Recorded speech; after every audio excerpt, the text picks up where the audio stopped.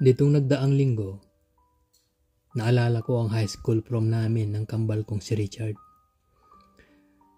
Buhat ito ng pagbabalikbayan ng aking high school girlfriend na si Claudia. Nagulat na lang kami nang mag-check-in siya sa Facebook na nasa Baguio daw siya. Di naman siya yung bitter ex. Naghiwalay kami nung graduation for the reason na lilipad na siya ng ibang bansa. Kaya chinat ko siya para makipagkita. Anyway, junior prom mismo ang naalala ko kagad na connected sa kanya dahil maliban sa noon ang first kiss ko kay Claudia, noon din ang first kiss namin ni Richard sa isa't isa. Di naman namin kailangan magsalamin para makitang gwapo at sopistikado ang mga itsura namin sa gabing yun. Kailangan lang tingnan namin ang isa't isa. Parehas na mukha, siyempre. Mirror image na hairstyle. Pakaliwa yung spike ng buhok niya. Pakanan naman yung sa akin. Ternong tuxedo. Ang pinagkaiba lang namin ay ang aming kurbata. Asul yung sa akin. Pula at puti ang sa kanya. Ayon sa usapan, sa school gymnasium kung saan gaganapin ng prom, doon na kami magkita-kita ng aming mga prom date. Si Richard, umiwalay na sa gate para hanapin si Jessa, ang girlfriend niya noon. At ako naman, hinahanap ko si Claudia. Mga 3 buwan na kami ni Claudia noon. At kahit medyo parang liberal ang tunog ng pangalan niya, super conservative siya. Simula noong sagutin niya ako, hanggang holding hands lang kami. Ang mga halik, kapag natutuwa siya sa akin, ay sa pisngi, sa kamay, at sa baba. Ayos lang naman ako doon. Bagabat mael ako, alam ko pa rin namang tumanggap ng pagtanggi ng aking girlfriend. Lalo na't sinabihan kami ni Chad ng papa namin na puputulin niya daw ang ibaba namin kapag nakabuntis kami. Kasama na doon ang biling kapag nahihiya kang bumili ng sarili mong supot, hindi ka pa ready sa pagkikipagganon. Tumatak talaga sa amin yon. Kaya kalis na nung una kaming makatikim ng homerang ika nga. So anyway, noong gabing yun, balak kong humirit ng first kiss mula kay Claudia. Si Chard naman ay mula kay Jessa. Kaya super effort ang aming pagpapagwapo. Nakaramdam ata si Papa, kaya inulit niya ang babala sa amin. Ipinakita pa ang gagamitin na bolo bago niya kami inihatid sa eskwela. May bouquet kaming bitbit para sa aming mga irog. Naligo ng kulon at 3 beses nagsipilyo. Naalala ko nga, nagbaon pa talaga kami ng toothbrush. Just in case lang after ng dinner kami bibiyayaan ng halik. Inasahan ata ni Claudia na may hihingin ako mula sa kanya. Kaya super demanding siya ng gabing yun. Isinanayaw ko siya sa bawat kanta. Ako ang kumuha ng aming dinner. At kung ano-ano pang mga munting utos niya. Na lahat naman ay hindi ko matanggihan alang-alang sa aking request. At ang matapos ang final dance, iginiya ako ni Claudia papunta sa likod ng gym. Ginalingan ko ang paghalik sa kanya.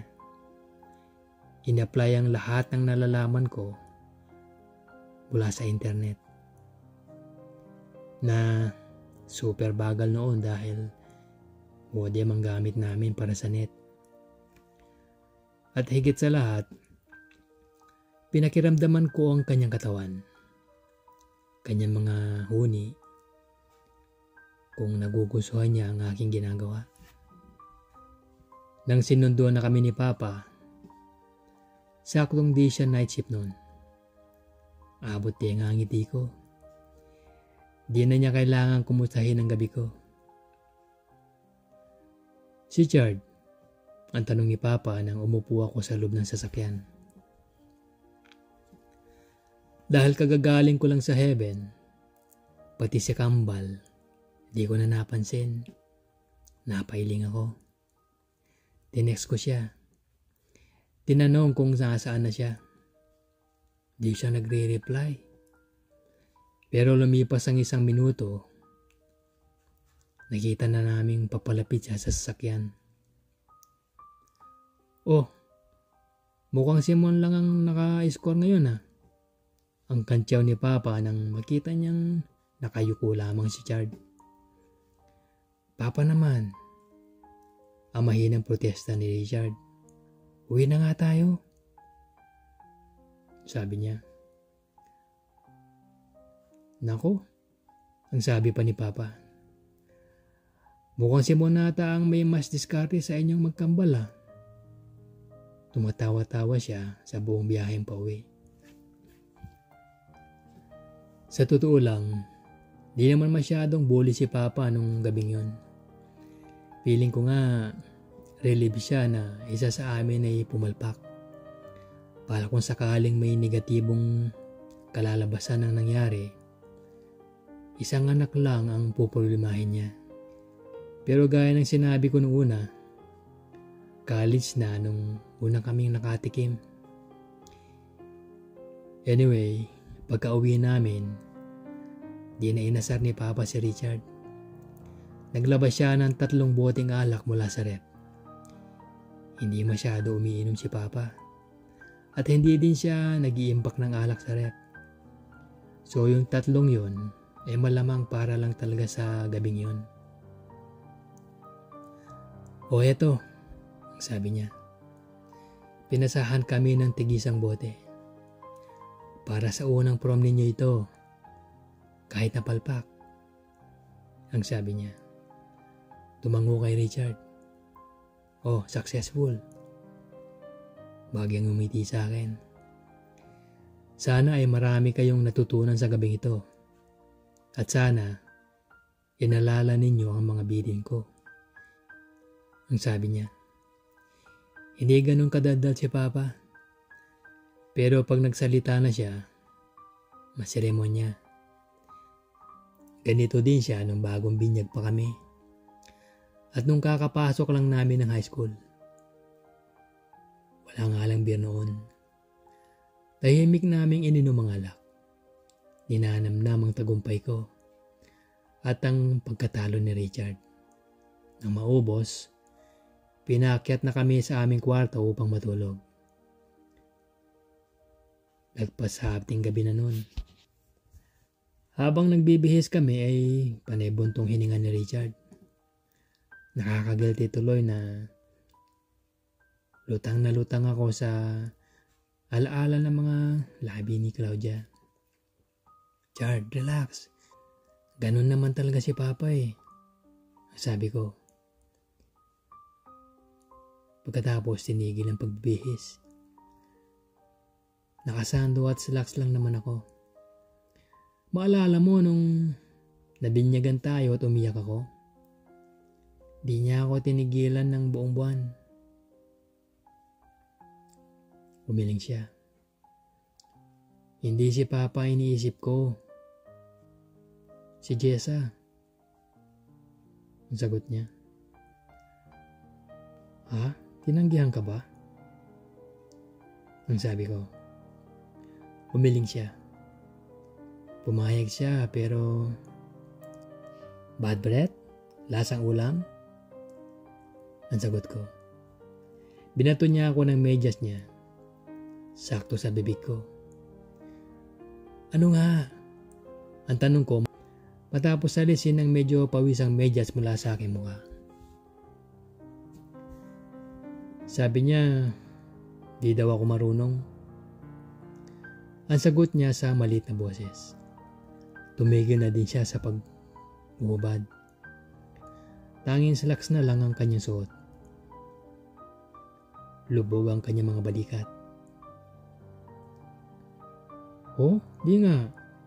Sabi niya yun? Ang sabi ko. Tumango si Richard. Pulang-pula ang muka. Ano ba kasing ginawa mo? Baka naman sinakmal mo ang mukha niya. Ang tanong ko. Mo naman, sabi niya ng pasigaw. Okay. So, seryosong bothered siya sa issue na to. Sinabihan ko ang aking sariling itigil muna ang mga joke. Paano mo ba siya hinalikan? Nag-isip muna si Richard bago niya hinalikan ng ere. Napatas ang aking kilay. Pinigilan ng sarili sa pagtawa. Para sa akin, mukhang normal lang naman ang paghalik niya. Pero dahil wala siyang kahalikan, mukha siyang isda. Gawin mo sa akin, anyaya ko sa aking kambal. Ngayon, alam kong kung sa ibang sitwasyon parang chancing to. Pero para sa akin hindi. Gusto ko lang talagang malaman kung saan ba nagkulang si Kambal. At ako lang sa aming dalawa ang nakakuha ng gusto niya sa gabing yun. Tama nga ba si Papa? Di nagdalawang isip si Chard. Alam niyang gusto ko lamang tumulong.